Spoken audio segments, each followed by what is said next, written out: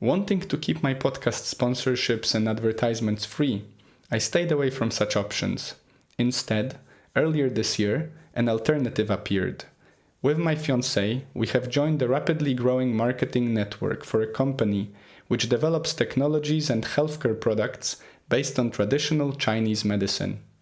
Instead of advertising products and services, I've decided to extend this opportunity to you. While this opportunity may not be for everyone and might still be unavailable in your country, I have no doubt that in time it could be, and therefore here we are. If you are looking for a side hustle, an alternative way of earning, and a space to grow as your own boss and manager, this program could be for you.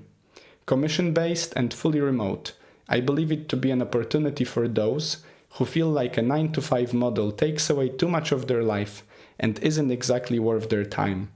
If you'd like to learn more, follow the link below. If your country is on the list, you're in. I look forward to working with you, and now, enjoy the show. Hello and welcome to WS Podcast. My name is Wojciech Salski, I'll be your host for today, and before we begin, may I just remind you, if you find this podcast entertaining, useful, in any way, shape or form, enhancing your life, then please make sure to follow, subscribe and share it with a friend. It goes a long way, it helps the podcast to grow, it gives me a chance to get to know my audience better, and ultimately it's like a vote of confidence to this little project of mine that I've been going on, continuing with for quite some time now. So I deeply appreciate all of you. And if you'd like to support the podcast in any other way, then please follow the link below. There are some options there, and you can always reach out, let me know in the comment or via email, suggest a new book that I should review, or maybe an idea that you feel like I've touched upon just slightly, but I should have delved into it more. I deeply appreciate your feedback. So yeah, otherwise, thank you so much for being here, and I guess let's get started, right? Today, unfortunately, I don't have an easier book for you just yet. It's choosing the books to dedicate this season to being fiction books. I chose that I'm going to focus on the ones that I feel are relevant to a certain degree to our times and the challenges potentially that we might be facing. So we've already explored the looks at totalitarian states through 1984 and Brave New World. We've had a look at sort of the downsides of communism and the ideas behind this phenomenon, this ideological phenomenon, and of course we've also explored the wonderful Lord of the Rings, right? Now, this week I would like to discuss with you a book by Cormac McCarthy, one of my favorite authors in terms of fiction. And if you've read any of McCarthy's work, you know that it's not really an easy read. Usually it's quite, maybe not gory, but raw and without much space for relaxation. That's a good way to put it. And the book I've decided to explore with you today is not Blood Meridian, which I think is one of the bloodiest books I've ever experienced, but The Road by Cormac McCarthy. So I have some notes in my notebook, I have some notes written on my laptop as well, so I'll be looking here and there. And without really, exploring too much of the story itself, I will keep it hidden from you if you'd like to explore it yourself. But I've decided to explore 3 themes that I think stood out for me when I read the book and then I watched the movie as well, which is really quite a good one as well. But of course the book is much better with more details and more space for us to explore with our imagination. And maybe as a little sort of mention, if you've never had any opportunity to encounter this book, this story, it's a story of a certain man and a boy. We don't know much about them, and we find them in the middle of this journey down the road, and they are basically going through a sort of a post-apocalyptic wasteland. And there must have been something that happened before that got them there, and that's it. I don't want to give you too much because I think it's quite a beautiful little story, even though it might not be an easy one for you to explore. So I have some notes here. I'm just gonna prepare it here. So I guess let's kick it off, right? The ideas that I would like to discuss with you today will be a bit more individual-centered than what we've explored before.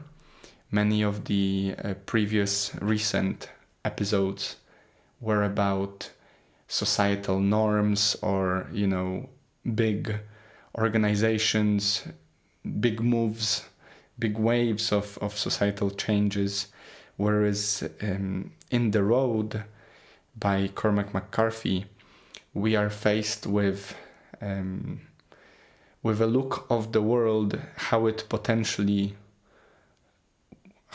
potentially look like if there was no society and no societal norms.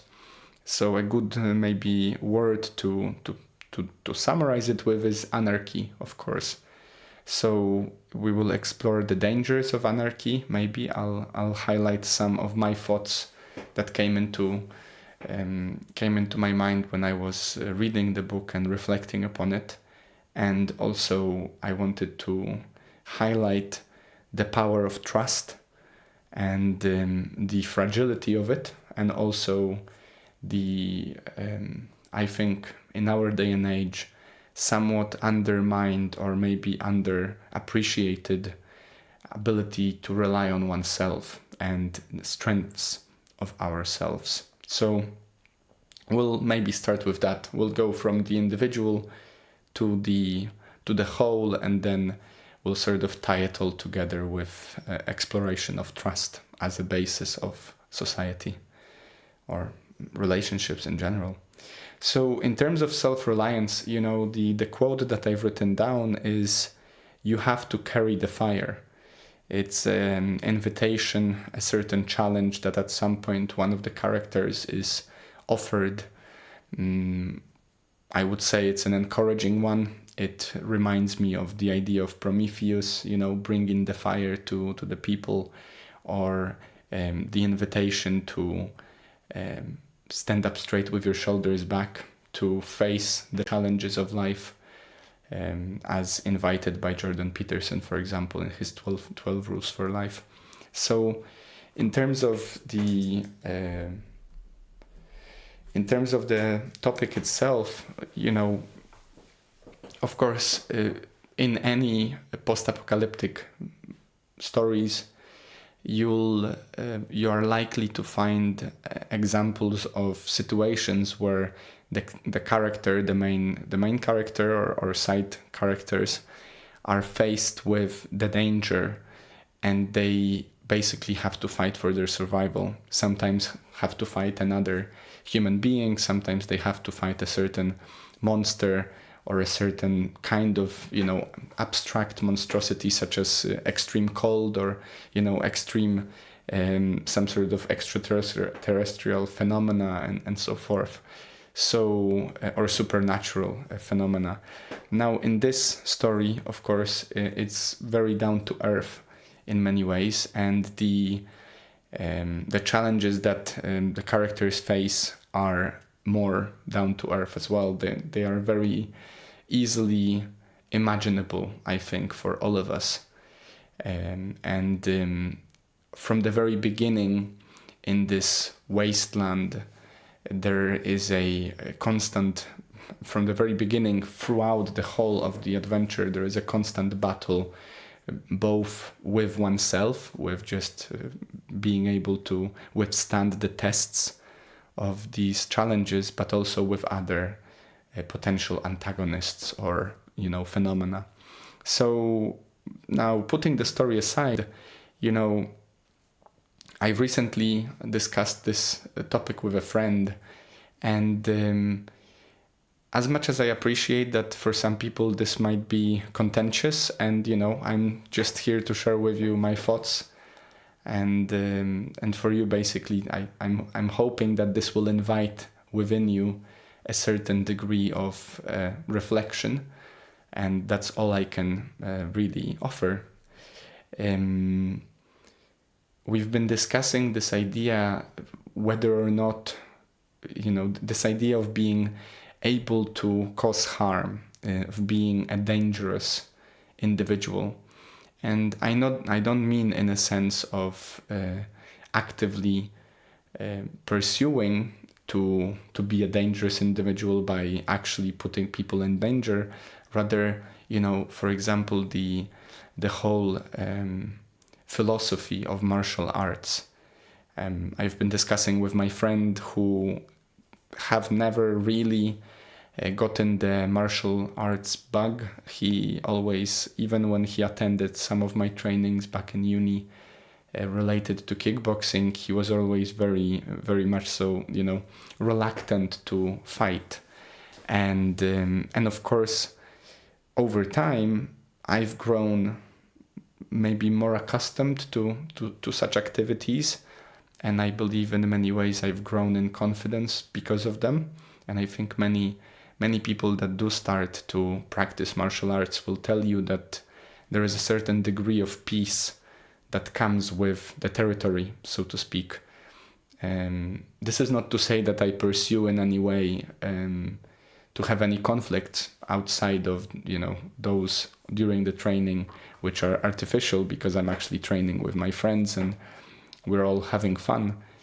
But I do believe that in a certain way, by being prepared, you minimize the likelihood of that happening, first of all, because we are sending one another inevitably certain subliminal messages. So for example, I think I've explored it in one of the topics, in one of the episodes with you before, that apparently there was a study done that concluded that if you look like you're scared, you're much more likely to be attacked on the street, to be mugged, to be abused, than if you stand up straight with your shoulders back.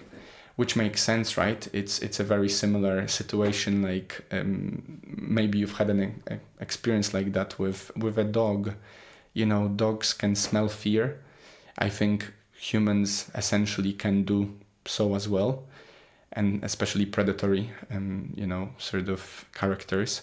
And so, for example, if you are scared of the dog and the dog smells it, it's very likely that the dog will pay to you more attention than otherwise it would. So, for example, I remember with my ex-girlfriend many years ago, she was really scared of dogs, and there was this one situation in a park where literally out of all the people in the park, she was the one being completely petrified to see that dog from afar.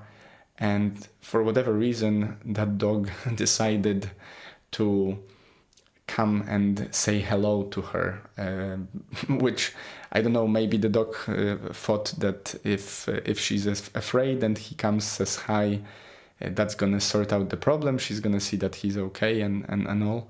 I don't know, maybe the dog didn't think much about it, but certainly, seeing it coming from afar and pointedly running after my ex, basically, as we're trying to make this situation stop with the owner of the dog, that made me think about this idea that animals can smell fear, right? And I think humans do too. Now, anyway, I was discussing with my friend this self-reliance, this ability to rely on yourself in these most primal of our abilities, which are those of a fight, right? Of being able to stand your ground, so to speak, in a fist fight, or in a sort of a maybe kind of a brawling match. And we were exploring this from the perspective of as well other skills. So, for example, we've over the years, me and this friend of mine, we've grown much more aware of, for example, the many ways in which you can make your life better by sticking to a certain type of a diet, or keeping a healthy mindset, and taking care of your finances, how we've explored in the episodes about money. I'll actually link that episode about money for you if you're interested. I think it's a good segue, because we'll definitely explore that in a second. So in many ways there are many areas of life that you can improve by working on yourself. I would argue that basically you can improve all areas of your life by working on yourself. There is the quote from Jim Rohn, which I've been living by for a long time, which said, work hard on your job and you'll make a living, or work hard on yourself and you'll make a fortune. And it stuck with me for years now. I think 7 or 8. I've been carrying it around in my mind, and I will always come back to it when I discuss these ideas with friends or family, because in many ways, if proverbial shit hits the fan, it is up to you with many of the abilities to carry the fire, as in this story of ours in The Road. So my observation is that in many ways we have been forgetting actively skills that might be necessary in self-reliant situation of anarchy, or being stranded somewhere on an island. And of course these ideas are quite foreign to us, simply because we don't need them anymore in many ways. We live a very comfortable life, many of us, and I'm pretty sure basically everyone that is listening to this podcast right now is having a certain level of comfort in their life that allows us to not know how to find north in the woods without a compass, or even with a compass, quite frankly, without a phone, without GPS. Many of us don't know how to make a fire without a lighter or without a gasoline tank. There are many technical skills that our parents even, and their parents especially, would know how to conduct and do, and nowadays many of us won't. So all kinds of survival skills as well are basically not really too popular anymore. Obviously, for those of us who are interested in these ideas, maybe they are. I was in Scouts for some time, so I remember a few different skills I've learned, and thanks to that, I can enjoy myself a little bit differently out in the woods than someone who has never experienced any of such training. But very similarly, if you've never fought, if you've never thought about throwing a punch, if you've never actually fallen with grace because you've trained to fall safely, these things are basically not really in your toolkit, right? And so I was discussing with my friend this idea, what would happen if, and I made a suggestion, a point, because he basically at some point explored the fact that even though he's a very sporty lad with like proper muscle mass and certainly looking like he could cause damage, he doesn't really know anything as such, and so quite frankly on that front he's weak, right? This might sound as a harsh judgment in a way, but I think it's close to be true. If you don't know how to fight, then you're just not able to fight, right? You can hide behind the morality of it's not good to fight, so I don't want to fight. But not wanting to fight, if you have to fight, is not really any helpful. So there is this idea, right, that a true warrior or you should be a sort of meek, in this idea from the Bible. I will butcher this quote now, but there was something that the meek will inherit the earth, and the invitation there is not that you should be meek, meaning being able to be abused and do anything at all. Rather, you should have your sword sheathed, right, placed in this sword pocket, if you will, a sword case. So basically the messaging there is that you should be able to be a monster if need be, but not be a monster actively, and that's what makes a great man, basically a powerful being. So my proposition on this front is you should be able to rely on yourself, period, whatever that reliance means to you. So whether it is about learning how to fight, whether it is about learning how to do some basic technical skills that would allow you to fix a car, or even do basic household chores. The tragedy of our times, or cook. I think the tragedy of our times in many ways is that we've grown so comfortable with the many things that we can get under after a push of the button, on a push of a button, basically, that in many ways we have become impotent as an individual and as a group as well. If you have a group of people stranded on the island, but no one knows how to make a trap to catch an animal, or no one knows how to how to cook, because everyone used to order from Uber Eats, then it might just so happen that they will starve, right? Of course, this is a very absurd scenario that no one would know how to cook at all, but I did experience before. I did meet people at uni. Long time ago, I met a guy who literally had to be shown how to cut a pepper and how to do his laundry. So there is plenty of impotence in the world, and not the kind of impotence you might be thinking about.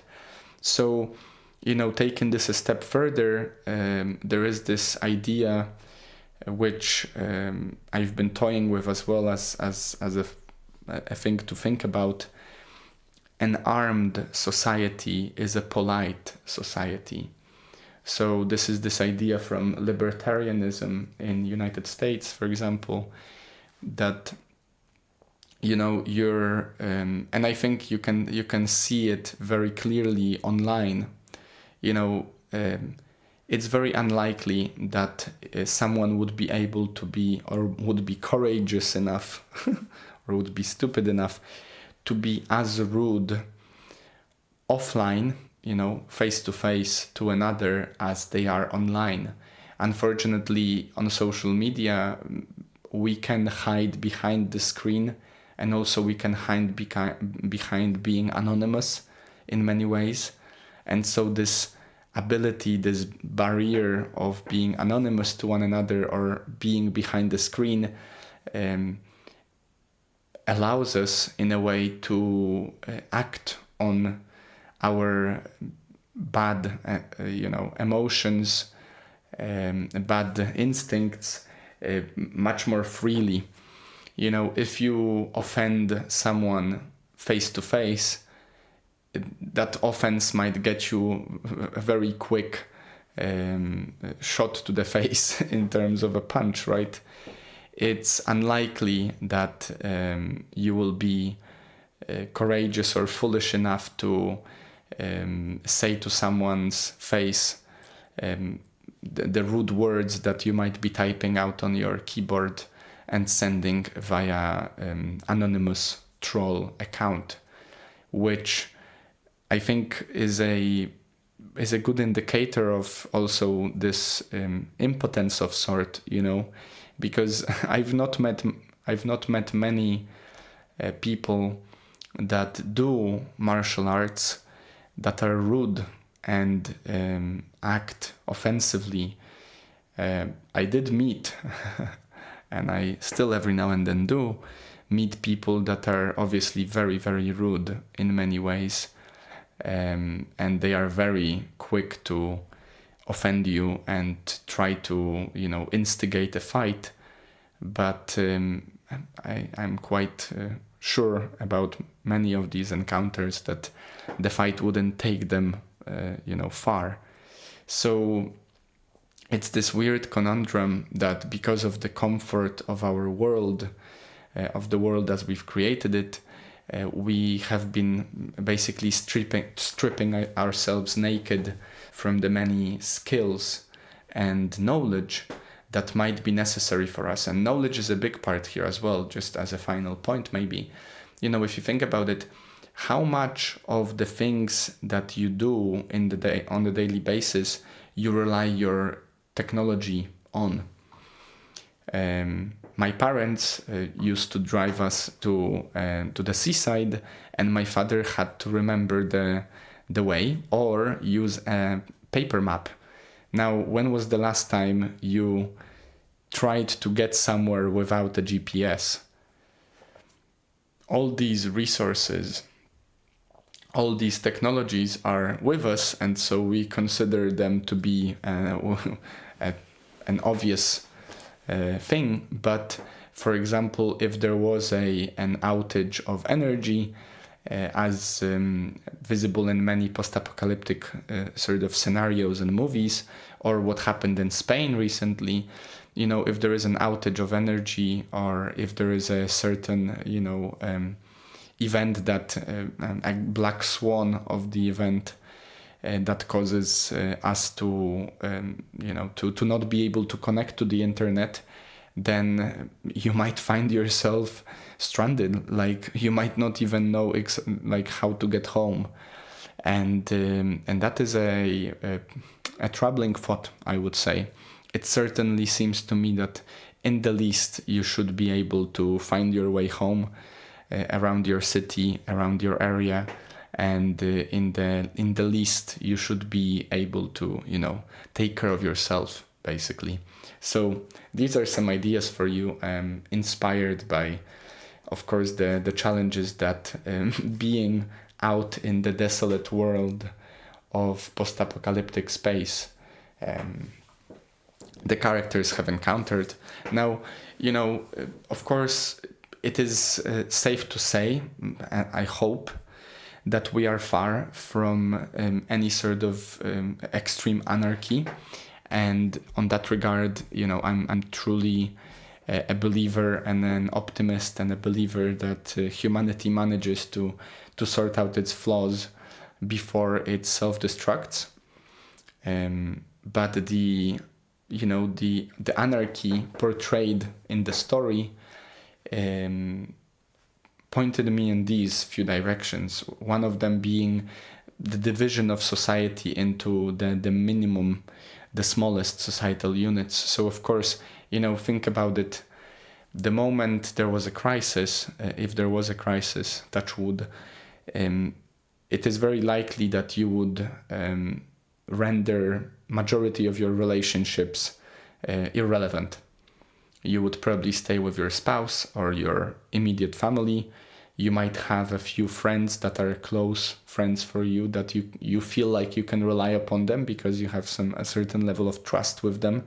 And in all the post-apocalyptic stories, there seems to be a theme of, a group of potential strangers trying to make their way through the jungle of what emerged in this post-apocalyptic chaos. And of course, trust is hardly earned, earned in blood and sweat. And only close ties such as family ties or friendships, true friendships, remain in these states. So maybe my first invitation for you of this episode is to think for a moment, who could you rely upon if the shit hits the fan? Who would you turn to? Which people you would surround yourself with? This is an experiment certainly to consider.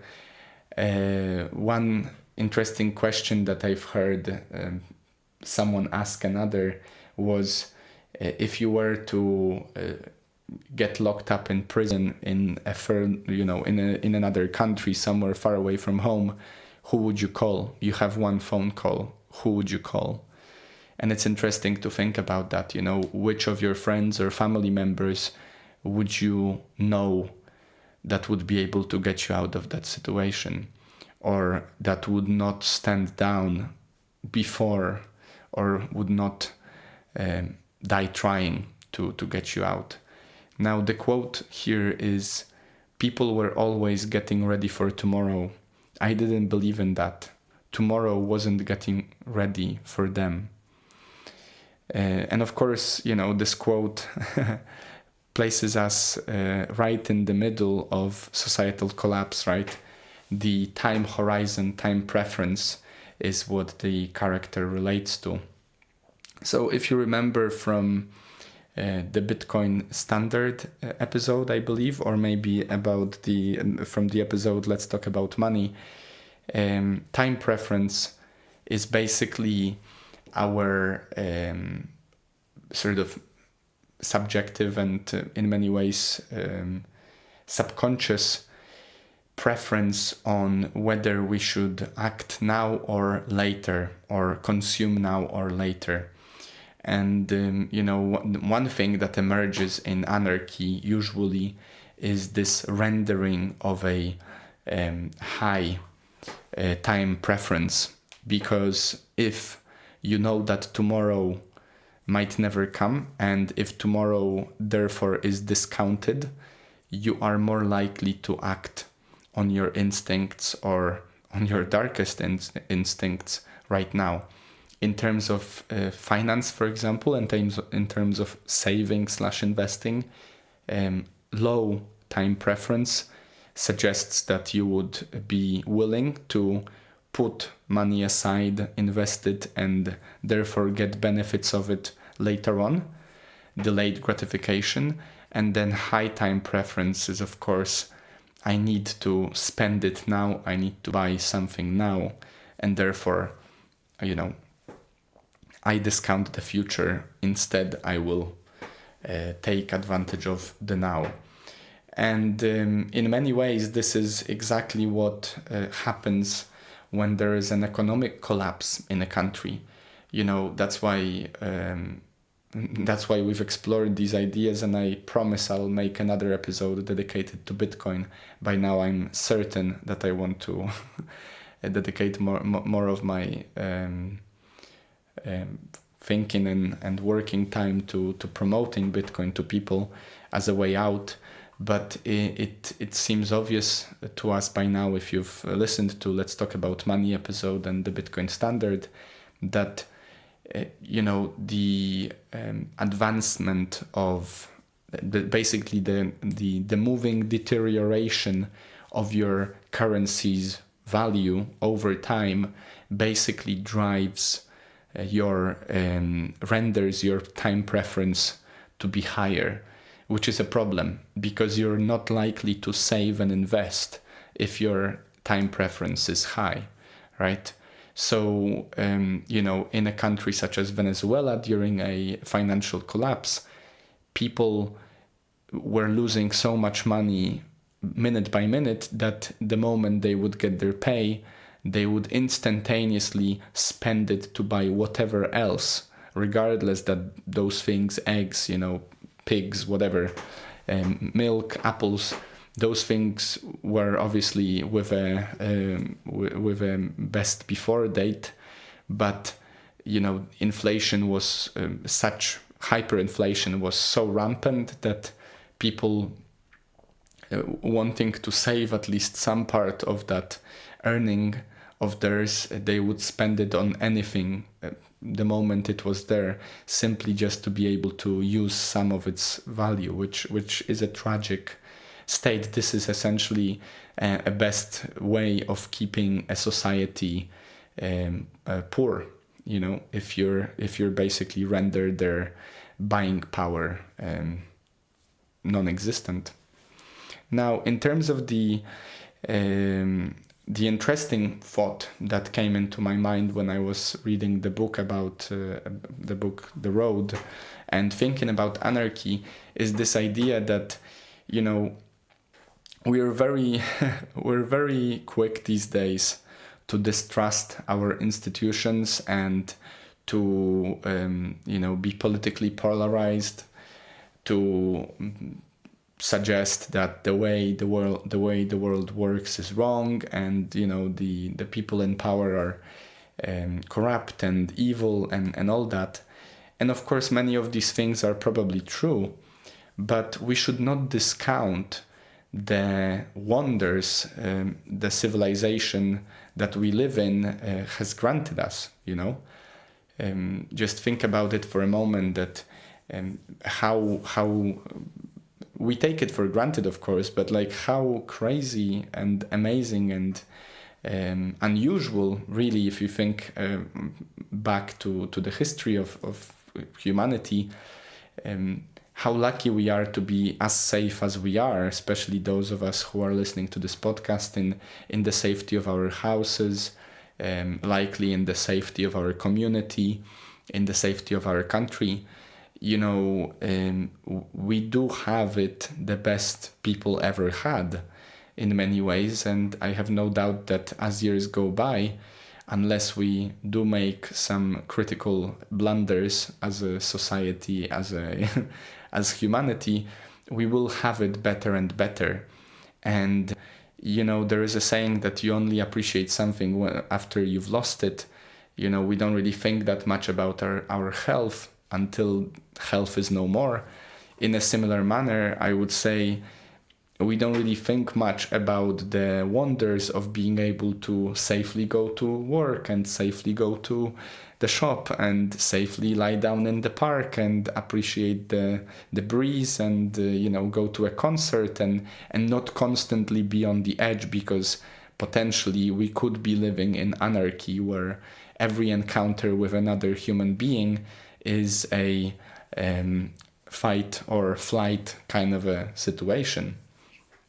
And of course, on this front, a big part of it is the trust that we have built on the structures of these societal and cultural norms that we've developed over millennia. So even though some of these structures might be corrupt or might be outdated in many ways, we should not be cynical as to not appreciate the many wonders they offer. Anyhow, it's easy to diminish, it's easy to criticize, but as Peterson's second book, 12 More Rules for Life or Beyond Order, which I'll link below as well, there is one rule which says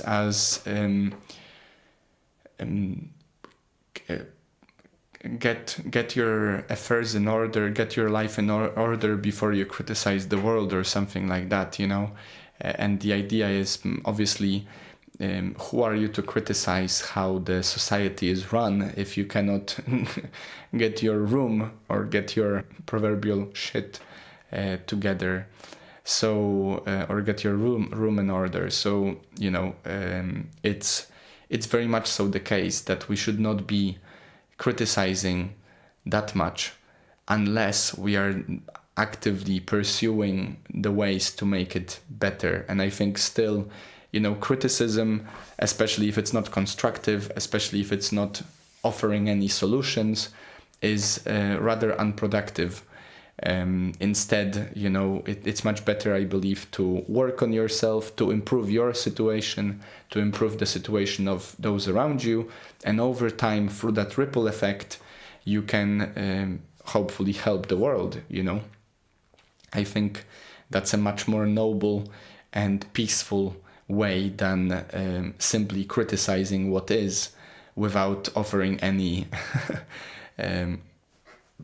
proactive support to what could be, basically. Now, in terms of trust, in the story, of course, as you will see, trust is of the essence, and it's also very scarce, right? Trust is very fragile. Basically, to be able to trust a stranger, we have created the many structures, the many symbols and languages that allow us to form bonds of trust or to hedge ourselves against untrustworthy individuals. There is a certain level of trust you have to deal with another person, but thanks to the law, thanks to the many safeguards in place in terms of public officials, in terms of societal norms, and in terms of technologies, you don't risk it all whenever you meet another person on the street. Now, obviously, that is not the case in an anarchic state or in a post-apocalyptic world where everyone could betray us in every moment, right? So obviously then, instead of trust, you have suspicion towards anyone in this sort of lawless landscape, and law here is certainly essential to sort of facilitate cooperation without need of long-term trust building. Now, the quote here is, "When he woke in the woods in the dark and the cold, he'd reach out to touch the child sleeping beside him." Of course, over the story, we explore the many situations in which trust is being tested with other people, with other phenomena, and at the same time there is this bond that we can observe from the very first page of the book between our two protagonists, the man and the boy. And this, I think this quote truly sort of highlights the essence of ours. That is, we trust in one another, and in many ways, our family or our spouse, our close friends, are almost like a support network, support mechanism for us to keep our humanity. And I think what we all share, regardless of where we are from, what is our background, and how destructive our life might be, is that we love our spouse, our children, our families, our parents. We love our friends. And so it often dawns on me when I hear about wars that are happening in the world, or when I hear about some really tragic events that have taken place. It often dawns on me, like I think about the fact that even those people that do those atrocities or participate in these wars and fight on different sides and hurt one another, we all have someone we love, and we all have someone that we depend on. And if we were to put more effort in finding these similarities rather than constantly being, polarized through politics, through certain powers that be, or our emotions, the world would definitely be a better place. And I think people who end up doing the craziest of atrocities are usually the least happy ones, and for a good reason. I think they are unfortunately simply without those trusting, loving relationships, which I think are essential to keeping you sane. And this is certainly the theme explored in The Road, staying humane and staying sane in this insane world through fostering this relationship of trust. Now, one thing to note is that trust is very hard to build, very difficult to establish, and very easy to break. And I would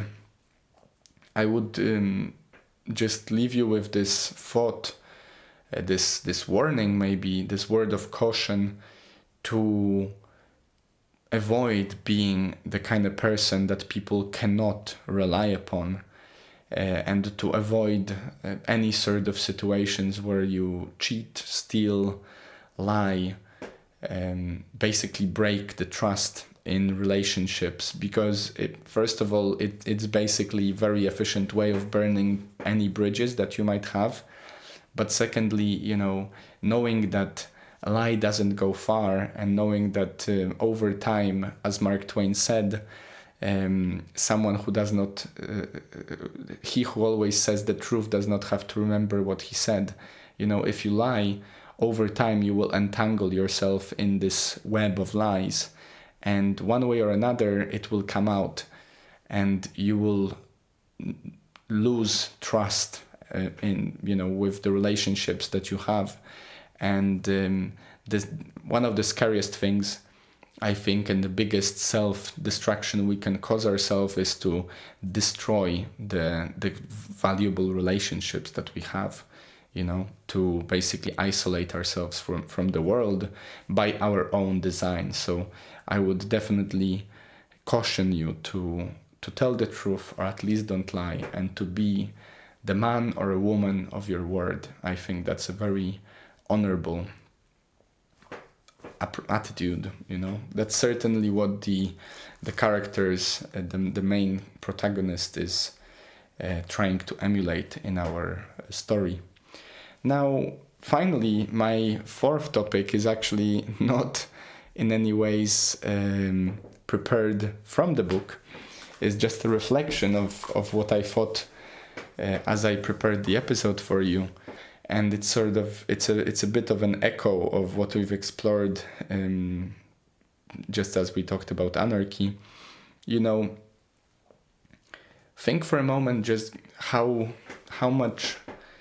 Think for a moment how grateful we could be, and I think should be, and you could be right now, and I certainly am now as I'm speaking these words, to how grateful we are to have what we have, to have the peaceful state that we are in, that we are healthy, hopefully, and that we are able to be here. For me, to be here and speak to you is a wonderful little adventure. I'm grateful to have this little space.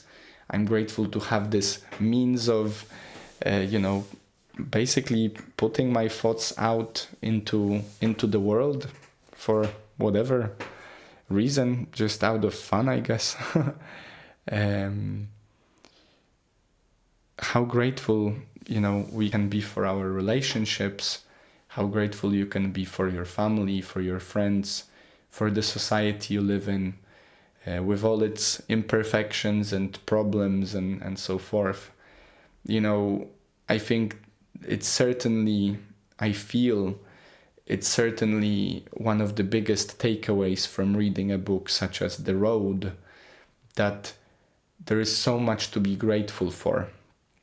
Similarly to, of course, when you hear about the atrocities that are happening in the world, you can either look at them through the lens of stressing yourself out and basically allowing these news to trouble you, or you can allow these news to make you feel empathy and, reflect and hope for the better world, but also recognize just how lucky, how blessed, how grateful you can be for being where you are, how you are, and with whom you are. So, these are certainly takeaways to have in mind. Be be appreciative of what you have, because as these kind of stories can show us, the world is very fragile, and your life can be much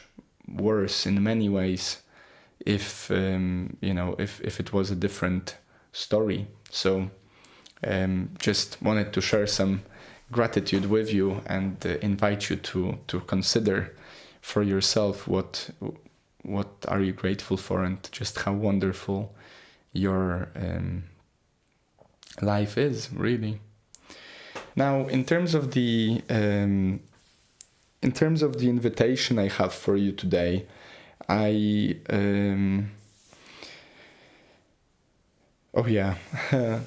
thought it might be best to focus for a moment on ourselves, to become this selfish, selfless selves. That was one of the episodes long time ago called selfless, selfishness or something like that. I'll put it below for you.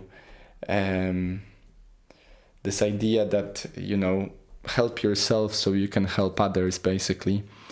I would like you to consider what skills, what knowledge, what abilities, it can be finance, cooking, fighting, technical skills, languages, whatever. What do you think, what do you feel after listening to this episode and reflecting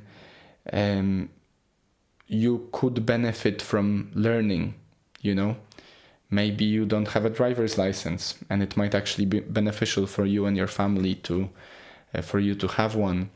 Maybe you don't really know how to cook properly, because always it's your spouse that cooks, or maybe you always order. Maybe you don't know how to take care of yourself physically, Maybe you're lagging a little bit with going to the gym or starting to train. Maybe you don't, maybe you've never tried learning a different language because it doesn't seem for you like something necessary. Whatever it is, have a think whether there is some skill that it might be valuable for you to grasp, to learn. My personal favorites to suggest to you, if you've not yet explored them, is certainly understanding what is money, and you can do that through the What is Money show by Robert Breedlove, which is amazing, or by exploring one of those episodes that I mentioned, Let's Talk About Money, or The Bitcoin Standard, or The Creature from Jekyll Island, which I'll link below as well.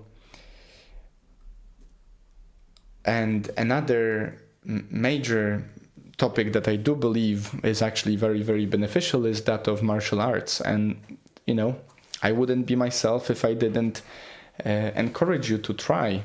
I think it's very good for both men and women. It doesn't really matter. It's very beneficial for your health, for your stamina, whichever sport you choose. I'm not saying you should jump into the cage and fight people to death, but you could punch some bags. You could get a little bit more confidence in you by recognizing that you're not made of glass, basically, which is usually the case when you get punched for the first time and you realize that you're actually not as weak as you might have thought you are. So yeah, these are some of the ideas. Of course, feel free to find your own. And let me know if you have any ideas that you're gonna try, and you'd like to share it with me. Then please either comment below which idea or which skill you're gonna pursue, and also feel free to just send me an email.